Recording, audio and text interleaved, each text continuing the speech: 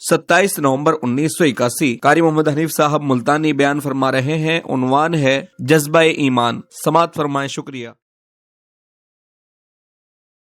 कुरान करीम की ये आयत सूरह तौबा की चंद आयत है।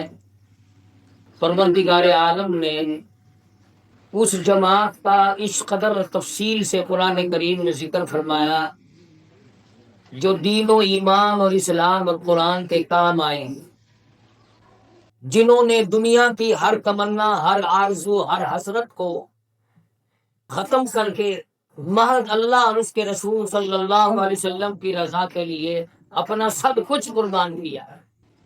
कोई सूरत ऐसी नहीं, कोई सितारा ऐसा नहीं जिसमें अल्लाह पाक जल्ल शानहू ने इन हजरात का जिक्र खैर ना फरमाया। खुदा की कसम कितनी बाबरकत है वो जमात जिनको दुनिया ही में अल्लाह पाक ऐलान कर दे, तुम जन्नती हो, तुम मेरे हो, तुम मेरी जमात हो, तुम मेरी पार्टी हो।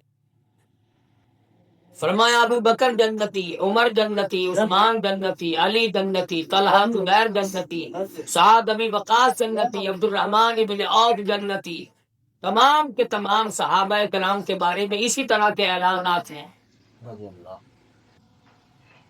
और क्यों ना हो, सहाबा कराम ने एक दिन अर्ज कर दिया, या रसूल अल्लाह, हमारे माँ बाप आप पे कुर्बान हो जाए, जन्नत में आप तो बहुत ऊंचे मनसब पे फैज़याब होंगे, ऊंचे दर्जे पे होंगे, हम आज से बहुत जन्नत में भी चले गए तो बहुत निचले दर्जे पे होंगे।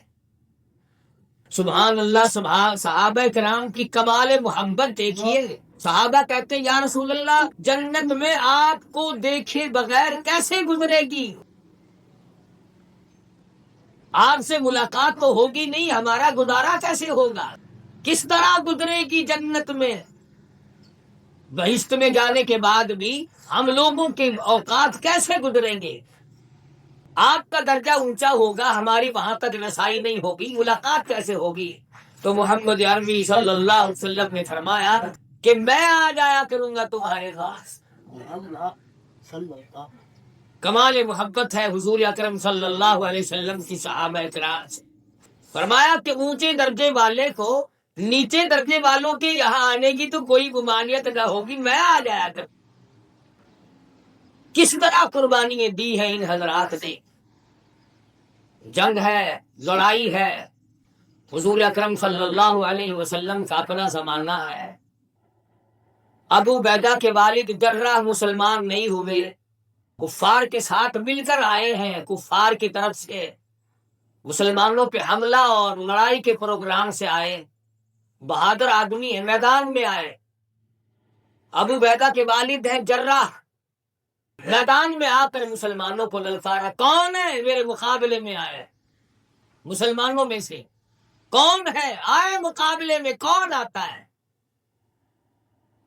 मुसलमान और भी तो थे। अबू बैदा बिन जर्राह रज़ियल्लाहु ताला अन्हु जो सहाबी है हुजूर अकरम सल्लल्लाहु अलैहि वसल्लम के, तलवार उठाई और चलने लगे। बाकी मुसलमानों ने कहा कि आप ठहरे, और कोई चला जाएगा, हम चले जाते हैं। फरमाया नहीं नहीं, मेरा बाप उधर से आया है, मुकाबले में मैं जाऊंगा। पता चला कि इस कदर कमाल मोहब्बत था सहाबा किराम को हुजूर अकरम सल्लल्लाहु अलैहि वसल्लम से, रिश्ते नाते सब खत्म कर दिए। उधर से जर्राह ने ललकारा और इधर से अबू बैदा ने ललकारा, आ गया हूं, तैयार हो जाओ। और फिर सिर्फ कहने सुनने तक बात महदूद न रही, बाप बेटे की तलवारें टकराई। एक तरफ कुफर है, एक तरफ ईमान है। एक कुफर के लिए लड़ता है बेटा, इस्लाम और ईमान के लिए लड़ रहा है। तलवारें टकराई है बाप बेटा। पता चला कि इन हजरात के यहाँ जो दीन और ईमान की कदर थी, वो रिश्ते नातों की कोई परवाह नहीं। सैयदना फारूक आज़म रज़ियल्लाहु ताला अन्हु को देखा, खुद हुजूर अकरम सल्लल्लाहु अलैहि वसल्लम ने देखा कि अपने मामू को पकड़ा हुआ है जंग में, और एक पैर के नीचे दबा रखा है और एक पैर को हाथ में पकड़कर बीच से फाड़ रहे हैं। मदनी करीम सल्लल्लाहु ताला अलैहि वसल्लम ने दूर से देखा, फरमाया ऐ उमर जाने दे, رہنے دے، تیرا ماموں معلوم ہوتا ہے، تیرا رشتہ دار معلوم ہوتا ہے، تیرا قریبی معلوم ہوتا ہے۔ فرمایا او میرے آقا، جب تک آپ سے نہیں جڑی تھی، جب تک آپ کا میں غلام نہیں بنا تھا، یہ سب ماموں نانا تھے، رشتہ دار تھے۔ جب آپ سے جڑ گئی، جو تیرا ہے وہ میرا ہے، جو تیرا نہیں وہ میرا نہیں۔ کمال عشق سے ثابت کر دیا کہ ہم لوگوں کا اپنا تعلق کچھ نہیں، ہم لوگوں کی اپنی ذاتیات کچھ نہیں، اپنے رشتے ناطے کچھ نہیں، تمام کے تعلقات کو اس پر قائم کر دیا۔ اولئک کتب فی قلوبہم الایمان۔ اللہ پاک گواہی دے رہے ہیں، یہ وہ لوگ ہیں جن کے دلوں پہ میں نے ایمان لکھ دیا، دنیا کی کوئی طاقت مٹا نہیں سکتی۔ جان دینے سے انہوں نے کبھی گریز نہ کیا، جان کی بازی لگانے کے لیے بھی کبھی پیچھے نہ رہے۔ بھوکے ہیں، پیاسے ہیں، پریشان ہیں، کسی حالت میں بھی ہے۔ قرآن کریم نے ان لوگوں کی گواہی دیتے ہوئے فرمایا من المؤمنین رجال صدقوا ما عاهدوا اللہ علیہ فمنهم من قضى نحبه ومنهم من ينتظر وما بدلوا تبدیلا۔ صحابہ کرام کے بارے میں خدا کہتا ہے چاروں طرف سے کفار ٹوٹ پڑے، یہودیوں نے بدعہدی کر دی، پانی نہ ملا، کھانا نہ ملا، بھوک اور پیاس کی وجہ سے غش کھا کھا کر غزوہ خندق میں صحابہ کرام گر رہے ہیں۔ ہتھیار نہیں، ساز و سامان نہیں، پلے کھانے پینے کے لیے ریشن نہیں، اور حالت یہ بنی ہے اذ جاءوکم من فوقکم ومن اسفل منکم واذ زاغت الابصار وبلغت القلوب الحناجر۔ اندازہ لگاؤ، چاروں طرف دشمن ہیں، ہتھیار ان کے پاس ہیں، اسلحہ ہے، ساز و سامان ہے، ادھر تیر و تلوار ہے، ادھر پانی بھی نہیں، ادھر کھانے پینے کا سامان ہے، ادھر روٹی بھی نہیں، ادھر بڑے بڑے شامیانے لگائے ہوئے کفار نے، ادھر صحابہ کرام کے پاس چھاؤں کرنے کے لیے کپڑا بھی نہیں، آگے کافر، پیچھے کافر، دائیں کافر، بائیں کافر، چاروں طرف دشمن پھیل گئے۔ کئی دن گزر گئے، کچھ بھی کھانے پینے کا نہیں۔ ایسی حالت میں انسان کے منہ سے یہ بات نکل جانا کوئی بعید نہیں۔ کوئی تو کہتا حضور اکرم صلی اللہ علیہ وسلم کو کہ جی آپ نے ہمیں کہاں پھنسایا، کچھ تو تیاری فرماتے، کچھ تو تیاری کی ہوتی، یوں ہی میدان میں انسانیت کو کٹوا رہے ہو۔ خدا کی قسم قرآن کریم گواہی دیتا ہے کہ ایسی حالت میں بھی وما زادہم الا ایمانا وتسلیما، ایسی حالت میں بھی صحابہ کرام کا ایمان بڑھ رہا تھا۔ کوئی پریشانی والی بات صحابہ کرام کی زبان پہ نہیں آیا۔ قرآن گواہی دیتا ہے ایسی حالت میں بھی جب کہ بے کس ہے، بے بس ہے، بھوک اور پیاس نے پریشان کر رکھا ہے، چاروں طرف سے دشمن نے گھیرا ڈال رکھا ہے، ایسی صورت میں بھی ان کی حالت یہ تھی فَمِنْهُمْ مَنْ قَضَى نَحْبَهُ وَمِنْهُمْ مَنْ يَنْتَظِرُ، کچھ لوگ جان دے چکے تھے، کچھ جان دینے کے لیے تیار بیٹھے تھے۔ غزوہ خندق میں ایسی حالت پیش آئے، ایک صحابی کا یہ خیال ہوا مجھ سے زیادہ کوئی پریشان نہ ہوگا، سیدھا ہونے کے لیے، کمر سیدھا کرنے کے لیے صحابی نے پیٹ پہ پتھر باندھ رکھا ہے۔ حضور اکرم صلی اللہ علیہ وسلم کی خدمت عالیہ میں جا کے عرض کر دیا میرے آقا 8 دن کی بھوک نے مجھے بے تاب کر دیا، میں سیدھا نہیں ہو سکتا، یہ پتھر پیٹ پہ میں نے باندھ رکھا ہے۔ خدا کی قسم تمام مسلمانوں نے دیکھا رحمت والے ہاتھوں سے امام الانبیاء محبوب کبریا حضرت محمد مصطفیٰ صلی صلی اللہ تعالی علیہ وسلم نے اپنا کرتا مبارک اٹھا دیا، صحابہ کرام کی آنکھوں نے دیکھا 2 پتھر بندھے ہوئے ہیں۔ حضرت جابر رضی اللہ تعالیٰ عنہ دیکھ نہ سکے، اسی وقت دوڑے دوڑے گھر تشریف لے گئے اور جا کے بیوی سے فرمانے لگے غضب ہو گیا، شہنشاہ کائنات کے پیٹ پہ 2 پتھر ہیں، نہ جانے کتنے دنوں کا فاقہ ہے، کتنے دنوں کی بھوک ہے، میں اپنی آنکھوں سے دیکھ کر آیا ہوں محمد عربی صلی اللہ تعالی علیہ وسلم کے شکم مبارک پہ، آپ کے پیٹ پہ 2 پتھر بندھے ہیں۔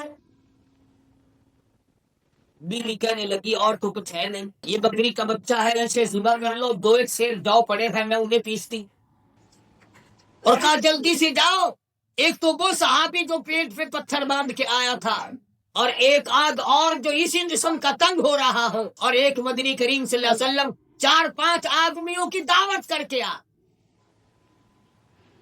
حضرت جابر رضی اللہ تعالیٰ عنہ دوڑے دوڑے گئے اور حضور اکرم صلی اللہ علیہ وسلم کے کان میں عرض کیا کہ ایک تو یہ صحابی جو پیٹ سے پتھر باندھے آیا تھا، اور ایک آپ اور ایک 2 اور جو اس قسم کا تنگ ہو رہا ہو، میرے گھر میں دعوت ہے۔ جابر نے تو یہ بات کہی، مدنی کریم صلی اللہ علیہ وسلم نے اونچے پتھر پہ کھڑے ہو کر اعلان کر دیا، لوگوں تمام لشکر کی دعوت ہے جابر کے گھر میں، ساری فوج کی دعوت ہے جابر کے یہاں۔ حضرت جابر کے پاؤں کے نیچے سے زمین نکل گئی کہ یہ کیا کرنے کی، دوڑے دوڑے گھر گئے بڑے پریشان۔ بیوی نے پوچھا کیا بات ہے؟ کہا بات الٹی ہو گئی۔ پوچھنے لگی کیسے؟ کہ میں نے تو تیرے کہنے کے مطابق 4-5 کو کہا تھا، وہاں حضور اکرم صلی اللہ علیہ وسلم نے ساری فوج کی دعوت کر دی، سارے لشکر کی دعوت کر دی، کیا کروں گا؟ بس یہ عورت بڑی سمجھدار ہوتی ہے، کہنے لگی پھر آپ کو اور مجھے فکر کرنے کی کیا ضرورت ہے؟ حضور صلی اللہ علیہ وسلم نے دعوت کی ہے، دعوت کرنے والا جانے، کھانے والے جانے، کھلانے والا ہے، پھر ہمیں کیا پرواہ ہے؟ حضور نے دعوت کی ہے نا، ہم کیوں پریشان ہوں؟ مدنی کریم صلی اللہ علیہ وسلم نے اطلاع بھیج دی کہ سالن پکا کر ہنڈیا کو ڈھک کے رکھنا اور روٹیاں پکانی شروع تب کرنا جب میں آ جاؤں۔ حضور صلی اللہ علیہ وسلم نے اطلاع بھیج دی، کھانے کی مقدار تو بتا ہی دی تھی نا۔ مدنی کریم صلی اللہ تعالی علیہ وسلم تشریف لے آئے، آپ نے ہنڈیا میں لعاب دہن ڈال دیا اور آٹے میں بھی ملا دیا، فرمایا آٹے کو کھول کر مت دیکھو، پکاتے جاؤ پکاتے جاؤ پکاتے جاؤ۔ 12,000 کے قریب لشکر تھا محمد مدنی صلی اللہ علیہ وسلم کا، تمام کا تمام لشکر کھا گیا، کھانا جو کا تو باقی ہے، سارے کا سارا لشکر کھا گیا، کھانا ختم نہ ہوا۔ معجزہ ہے محمد عربی صلی اللہ علیہ وسلم۔ سیدنا ابو ہریرہ رضی اللہ تعالیٰ عنہ صحابی کہتے ہیں کہ میں حضور اکرم صلی اللہ علیہ وسلم کی انتظار میں بڑا بھوکا بیٹھا تھا، پریشان تھا کہ کوئی آئے تو میرے سے کھانے کی پوچھے، کوئی آئے تو میرے سے کھانے کی پوچھے۔ کسی نے نہیں پوچھا، میں نے مسئلہ پوچھنے کے بہانے کئیوں کو ٹوکا۔ ابو ہریرہ رضی اللہ تعالیٰ عنہ کہتے ہیں میری بات کو مدنی کریم صلی اللہ تعالیٰ علیہ وسلم سمجھ گئے، آپ مجھے گھر لے گئے، آپ نے دودھ کا پیالہ گھر سے منگوایا، اس کے بعد فرمایا ابو ہریرہ جا، جتنے صحابہ صفہ ہیں، جتنے مدرسے کے طالب علم ہیں، تمام کے تمام کو بلا کے لا، سب کی میں محمد الرسول اللہ صلی اللہ علیہ وسلم کے گھر میں دعوت ہے، سب کی میرے گھر میں دعوت ہے، بلا کے لا۔ ابو ہریرہ کہتے ہیں کہ مجھے اصل تو یہی سے تردد ہوا کہ دودھ کا ایک پیالہ ہے اور وہ تو 70 سے زیادہ تو وہی ہے، مجھے کیا ملے گا؟ ابو ہریرہ کہتے ہیں رضی اللہ تعالیٰ جب میں پرے کو گیا، مجھے واپس حضور صلی اللہ علیہ وسلم نے بلا لیا، فرمایا ابو ہریرہ راستے میں، گلیوں میں، بازاروں میں جتنے مسلمان ملے، آتے ہوئے جاتے ہوئے جا، سب کو بلا کے لانا، سب کی دعوت ہے۔ ابو ہریرہ کہتے ہیں کہ میں بڑا حیران تھا، پیالہ تو ایک ہے دودھ کا، سارا مدینہ بلایا گا، بھوک تو میری ہے کئی دن کی، کیا بنے گا؟ فرماتے ہیں میں سب کو بلا لایا اور دل میں نے یہ ارادہ بنایا کہ سب سے حضور صلی اللہ علیہ وسلم دائیں طرف سے شروع فرمایا کرتے ہیں، سب سے پہلے میں بیٹھوں گا، میں تو پی لوں نا، باقیوں کی دیکھی جائے گی۔ فرمایا حق ہو گئی۔ جب سب حضرات بیٹھ گئے مجھے حکم ملا کہ ابو ہریرہ تو کھڑا ہو کے پلا۔ فرماتے تسلی ہو گئی کہ میں نے تو پی لیا، پیالہ تو ایک ہی ہے، یہ اتنی مخلوق خدا بیٹھی ہے، مجھے کیا ملے گا؟ فرماتے ہیں دائیں کو پلایا، بائیں کو پلایا، سب کو پلانے کے بعد میں، اور میں جھانک کر پیالے میں دیکھ رہا تھا مگر ختم نہیں ہو رہا۔ جب سب نے پی لیا اس کے بعد فرمایا مدنی کریم صلی اللہ علیہ وسلم نے ابو ہریرہ تو پی؟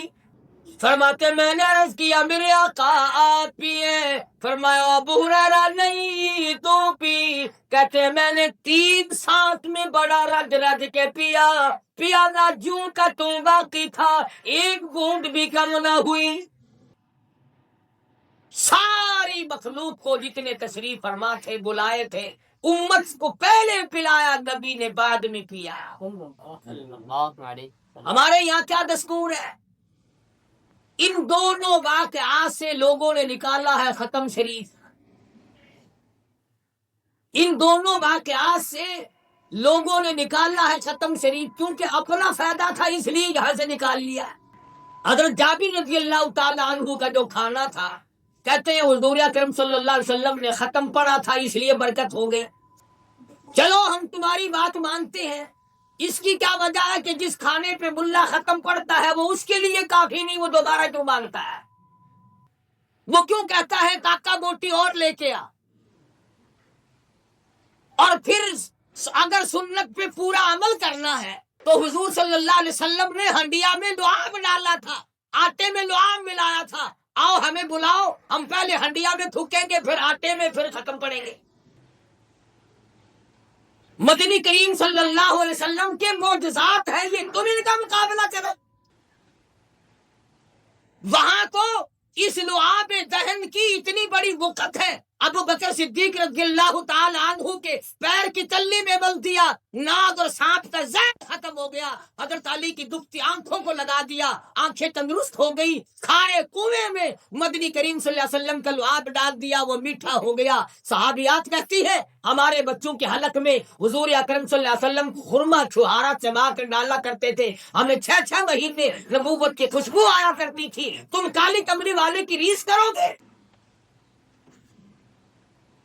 اور پھر حضرت جابر رضی اللہ تعالیٰ عنہ کی دعوت کو یاد آ گئی، پیٹ پہ پتھر کب بھاگو گے؟ یہ بھی تو سنت ہے۔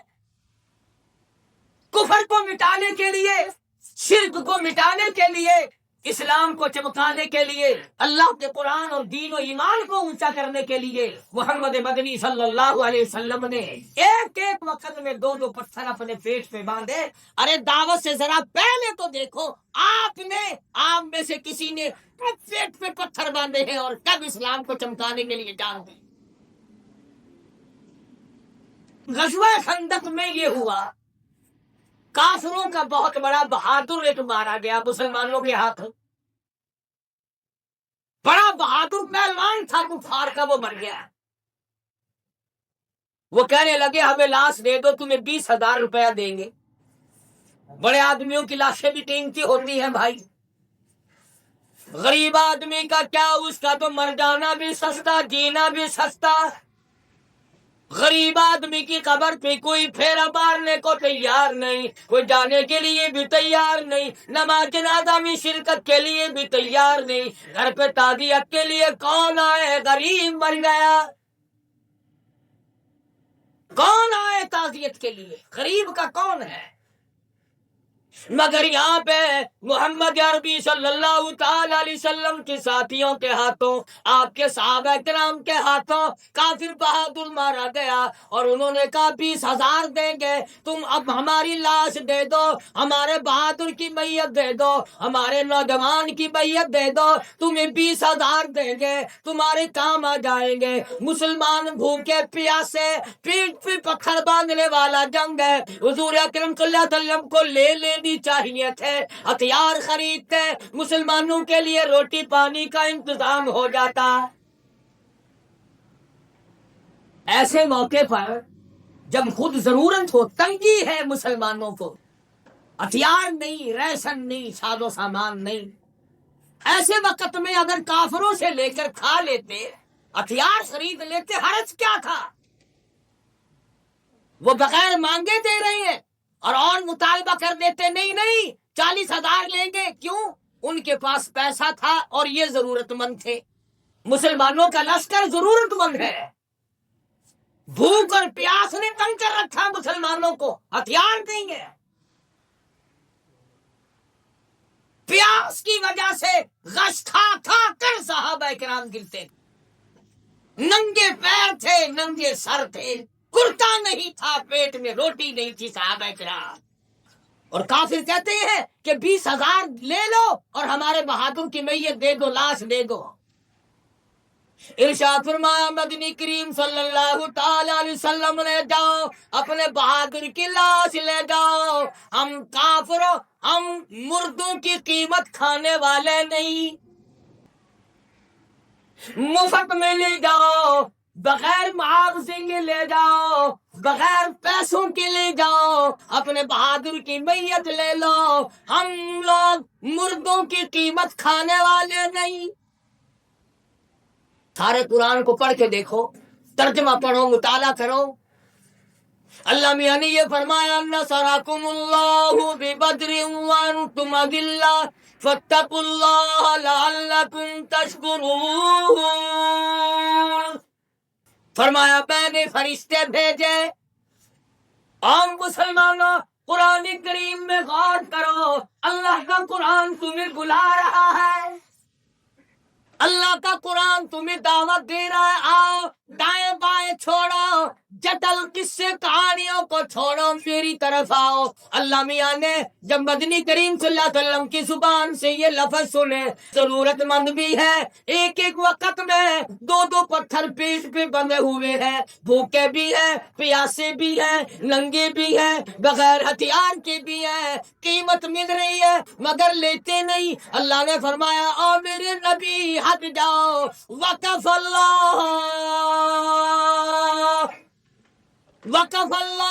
مؤمنین القتال، او میرے نبی اب تمہاری طرف سے میں خدا خود لڑوں گا۔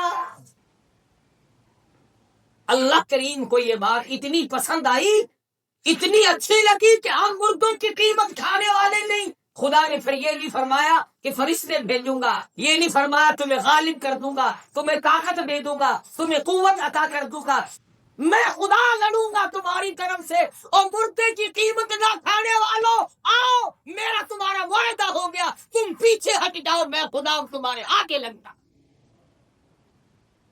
آج مردوں کی قیمت کھا کھا کر دل مردہ ہو گئے، ضمیر مردہ ہو گئے، ایمان مردہ ہو گئے، تمام کا تمام معاشرہ مردہ ہو گیا۔ مردے نہانے کی قیمت کھانے والوں، نماز جنازہ کی قیمت کھانے والوں، مردے کے کفن پہ حصہ بڑھا دینے والوں، کفن میں حصہ ڈالنے والوں، 10واں 40واں طرح کے مردے کے پیچھے لگ کر کھانے والوں، اللہ میاں کا حکم ہے، فرمایا ان الذین یاکلون اموال الیتامی ظلما انما یاکلون فی بطونہم نارا۔ اور یتیموں کا مال کھانے والوں، یہ چاول نہیں، یہ کھانا نہیں، یہ روٹی نہیں، یہ تم اپنے پیٹ میں انگارے بھر رہے ہو۔ خدا کا قرآن کہا، آج کون پرواہ کرتا ہے؟ ساری عمر تو ٹیلی خرچ نہیں کرتے، ساری عمر تو 1 روپیہ دینا مشکل ہو رہا ہے، اور مرنے کے بعد خاندان والے سارے سخی بنتے ہیں۔ مال مردے کا خرچ کرنے والے دوسرے پرائے لوگ. مدینہ منورہ میں اللہ پاک زیارت نصیب فرمائے، آمین کہو جائے. ایک صحابی کہتا ہے کہ میں کھجور کھاتا ہوا جا رہا تھا، آدھی کھا چکا تھا، آدھی باقی تھی. کسی سائل نے، فقیر نے سوال کر دیا تو آدھی کھجور فقیر کو دے دی. کھجوروں کی تجارت کرتا تھا، کاروبار کرتا تھا. موت آنے لگی، کچھ دیر پہلے وصیت کر دی کہ سارا گودام، سارا کوٹھا بھرا ہوا اللہ کے نام پہ صدقہ کر کے میرے لیے سارے ثواب کر دینا. کئی لوگ ابھی کہیں گے نکلتے ہوئے، دیکھو جی پتہ چل گیا نا، اے مردوں کو ثواب پہنچانے کے قائل ہی نہیں. یہ بات نہیں، قائل ہیں، مگر مال والے کا مال ہو. جو بھائی خرچ کر رہے وہ اپنے مال میں سے بھائی کے لیے خرچ کرے. بالغ اولاد ہو وہ ساری خرچ کرے. نابالغ بچوں کے مال میں سے کسی کو خرچ خیرات کرنے کی اجازت نہیں. چھوٹے چھوٹے یتیم بچے جو خود دوسروں کی پرورش کے محتاج ہیں، ان کے مال کو اڑاتے ہو رسم و رواج کے تابع ہو کر. تو ایصال ثواب کے ہم منکر نہیں، کرو مگر اس طریقے سے کرو جس طریقے سے محمد عربی صلی اللہ علیہ وسلم نے فرمایا، جس طرح سے دین میں اس کا ثبوت اور جواب ملے. اسی لیے تو یہ مولوی ہم سے لڑتے ہیں. ہم کہتے ہیں کہ ایصال ثواب کا کھانا یتیم کو دو، محتاج کو دو، بیوہ کو دو، غریب کو دو. کوئی الاٹمنٹ نہیں ہو رہا کہ جتنا اللہ کے نام پر دیا جائے سارا مولوی ملانوں کو دیا جائے. اس لیے ہم سے یہ لڑتے ہیں. جب ہم کہتے ہیں کہ محلے کی بیوہ کو دے جو اپنے بچوں کو چھپائے بیٹھی ہے، جو اپنے یتیموں کو مزدوری کر کے پال رہی ہے، تو اسے جا کے دے. یار وہ ہم سے لڑ پڑتے ہیں، کہتے ہیں دیکھا ہماری جڑیں کاٹتے ہیں. ہم کیا کاٹیں یا نہ کاٹیں، خود کیوں کٹاتے ہیں. وہ ایک مولوی گیا کہ لڑکے کے پاس کپڑے کا دکاندار تھا، اس لڑکے کا والد انتقال کر گیا تھا، فوت ہو گیا تھا. اس نے کہا چلو آج ایک سوٹ کا کپڑا مار کے لائیں گے. جا کے کہنے لگا لڑکے رات تیرا ابا میں نے خواب میں دیکھا. وہ سارا دھندا چھوڑ کے قریب آیا اور کہنے لگا کہ کس حالت میں دیکھا تھی ابا جان کو. کہ جی کیا بتلائیں، بس حالت ایسی ہی تھی. انہوں نے کہا نہیں حضرت ذرا بتلاؤ تو صحیح، میرے ابا کو کس حالت میں دیکھا. کہنے لگا خدا جانے کیا بات ہوئی، بالکل ننگے تھے، سر سے پاؤں تک ننگا. اس کا خیال یہ تھا کہ ایک سوٹ کا کپڑا ملے گا. وہ کئی قاری حنیف کے پیچھے جمعہ پڑتا ہوگا. کہنے لگا بابا یہاں کو کبھی گوڈا گھٹنا نہیں دکھایا، وہاں جا کر اتنا بے حیا ہو گیا کہ ننگا پھر رہا ہے. یہاں تو کبھی ننگا نہیں پھرتا تھا، وہاں جا کر بے حیا کیسے بن گیا ہے. ساری چیزیں قرآن کریم نے کھول کھول کر بیان کر دی. فرمایا وَقَفَ اللَّهُ الْمُؤْمِنِينَ الْقِتَالَ. او لوگو جاؤ اب تمہاری طرف سے میں قتال کروں گا. وَكَانَ اللَّهُ قَوِيًّا عَزِيزًا. اور پھر تم جانتے ہو میں بڑا طاقتور، حکمتوں والا، غالب اور مالک ہوں. جب میں خدا کسی سے لڑنے پہ آؤں گا پھر کامیاب کون ہوگا، کس کی مجال ہے، کس کی جرت ہے پھر سامنے میدان میں آئے.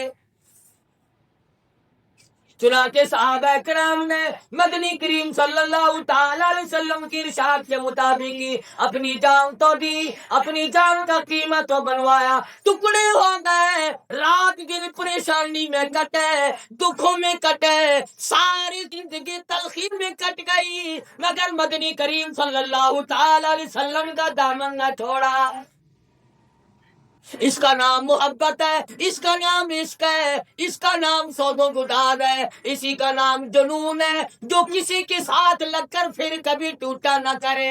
جتنے ابھی زور لگا لے اسی کو کہتے ہیں کوئی مجنو بتاتا ہے، کوئی کہتا ہے دیوانہ.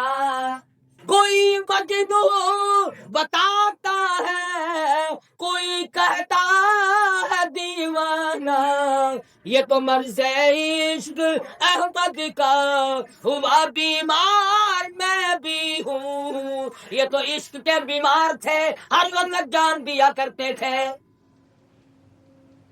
ان کا مقدر اتنا اونچا بنا، صحابہ کرام کا حضرت سعد بن وقاص رضی اللہ تعالیٰ عنہ میدان جنگ میں ایک پتھر کے اوپر چڑھنے لگے، بہت اونچا تھا مگر پھر بھی ہمت کر کے چڑھ رہے ہیں۔ ارے سارا جہان کہتا ہے حضور صلی اللہ علیہ وسلم کو میرے ماں باپ آپ پہ قربان ہو جائیں، میرے ماں باپ آپ پہ قربان ہو جائیں۔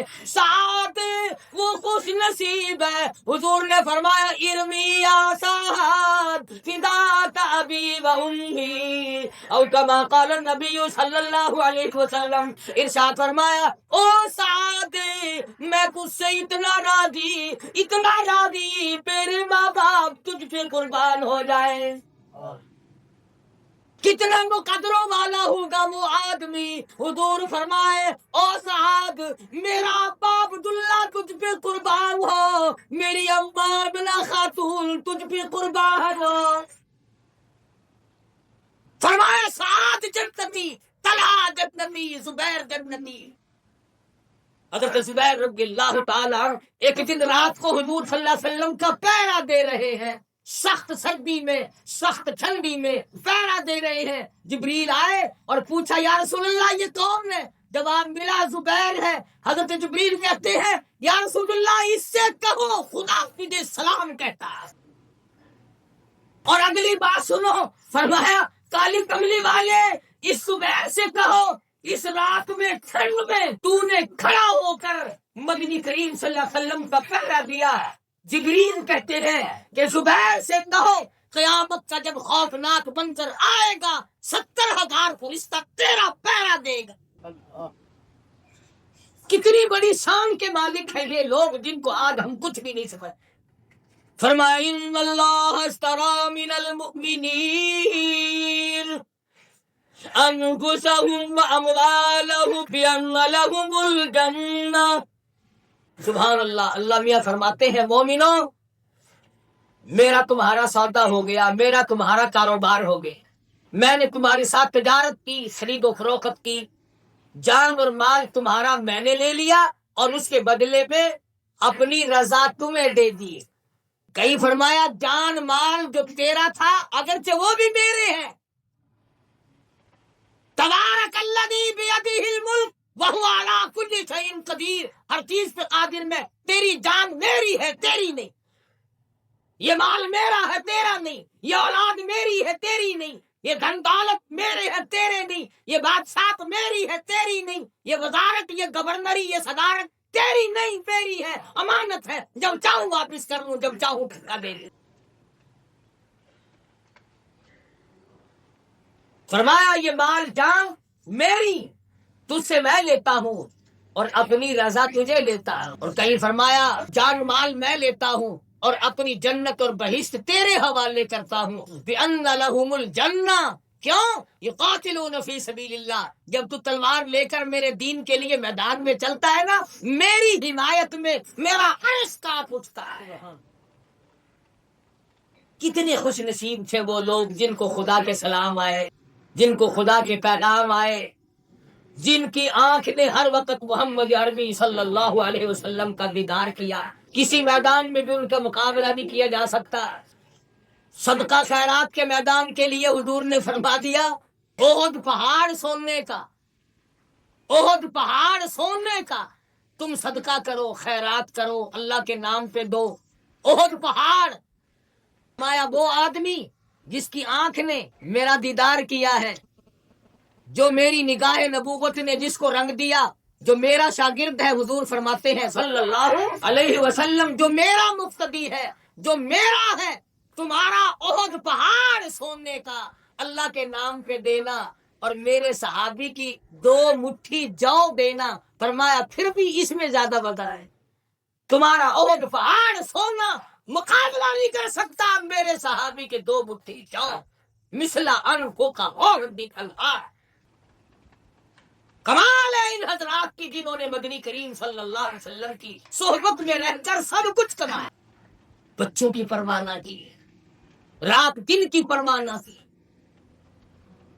ایک صحابی حضور صلی اللہ علیہ وسلم کے سامنے آیا رنگین کپڑے پہنے ہوئے، سرخ کپڑے پہن کر، اس نے سلام کیا، حضور نے منہ پھیر لیا صلی اللہ علیہ وسلم۔ ہائے صحابی کا دم نکلنے کو ہو گیا، میرے آقا نے مجھ سے وہ کیوں پھیر لیا؟ رونے لگا۔ اللہ علیہ وسلم ناراض ہوئے، لگا اچھا غربت تھی، ناداری تھی، افلاس تھا۔ گھر میں گیا، کپڑے اتار کر چولہے میں آگ جل رہی تھی، جلا کر راکھ کر دیے، دوسرا کپڑا پہن کر محمد عربی صلی اللہ علیہ وسلم کی خدمت میں حاضر ہوا۔ حضور صلی اللہ علیہ وسلم نے دیکھ کر مسکرا دیا، فرمایا ان کپڑوں کو کیا کیا؟